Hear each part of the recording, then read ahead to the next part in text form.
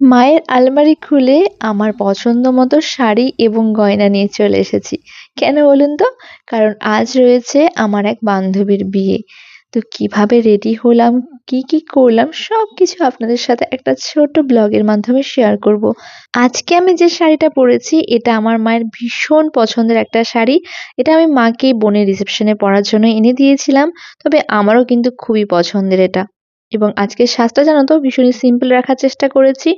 তবে চুলটা একটু খোলা রাখবো ভেবেছিলাম এবং সেভাবেই চুলটা করেছিলাম এবং সামনের দিকে চুলটা একটু কার্ল করে নিয়েছিলাম। তারপর মায়ের কিছু গয়নাগাটি পরে চুলে একটু ফুল লাগিয়ে চওড়া করে একটু সিঁদুর লাগিয়ে হয়ে গেছিলাম পুরো রেডি। তো আমি তো রেডি, চলো এবার বিয়ে বাড়ি যাওয়া যাক।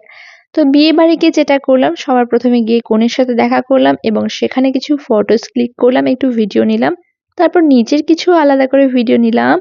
তারপর সবার সাথে বেশ আড্ডা মজা করে একটু বিয়ে দেখে খাওয়া-দাওয়া করে বাড়ি চলে আসলাম। চলো আজ আবার একটা বিয়ে বাড়ির গল্প শেয়ার করি। জানো তো, সেদিন না বোনের কিছু দরকারি ডকুমেন্টস খুঁজতে পুরোনো একটা আলমারি থেকে মায়ের বিয়ের শাড়িটা খুঁজে পেলাম। ভারী মিষ্টি একখানা শাড়ি। আমি তো মাকে বলেই ফেললাম, মা তুমি কেন এই শাড়িটা এরকম ভাবে ফেলে রেখেছো, কেন পরো না? মা বলল তোর যদি ভালো লাগে তুই পরতে পারিস। এবং আমার তো বরাবরই মা এবং আমার দিদুনের শাড়ি ও গয়নার প্রতি একটা আলাদা লেভেলের আকর্ষণ রয়েছে। তাই এই দিন যখন পাড়ারই একটা ভাইয়ের বৌভাতে নেমন্তন্ন ছিল, আমি তো ডিসাইড করে নিয়েছিলাম আজকে এই শাড়িটা পরেই আমি বিয়ে বাড়ি যাব। আর যেমন ভাবনা তেমন কাজ। সুন্দর করে সাজগোজ করে সবাই মিলে বিয়ে বাড়ি চলে গেছিলাম। জানো তো, আজকে বোনকেও সাথে করে নিয়ে গেছিলাম। যেহেতু বিয়ে বাড়িটা কাছেই ছিল এবং ও সারাক্ষণই তো বাড়িতে থাকে, খুব একটা এদিক ওদিক বেরোনো হয় না। তাই ভাবলাম যে একটু সবার সাথে দেখা হলে যদি ওর মনটা ভালো লাগে।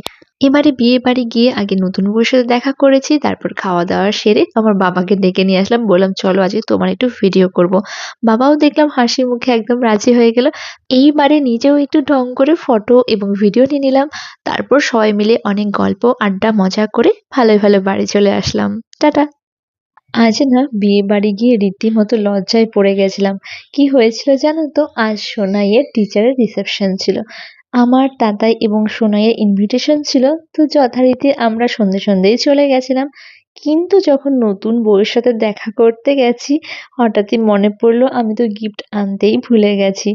আমার না তখন কি যে একটা লজ্জা লাগছিল, তাই রীতিমতো দৌড়ে বাড়িতে এলাম এবং গিফটটা নিয়ে আবার চলে গেলাম বিয়ে বাড়িতে। বিয়ে বাড়ি তো নয়, রিসেপশন পার্টি ছিল।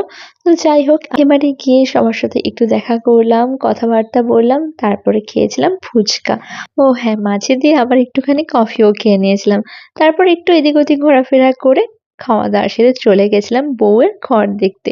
গিয়ে দেখছি তখনও বাসর ঘর সাজানো হচ্ছে। এরপর সবাই একটু নাচ করছিল, সেটা দেখলাম। এরই মাঝে বিয়ে বাড়িতে একজনের সাথে দেখা হলো। সে বলল, দিদি ভাই আমি তোমার ভিডিও দেখি, তোমার ভিডিও আমার খুব ভালো লাগে। আমারও বেশ ভালো লাগলো শুনে।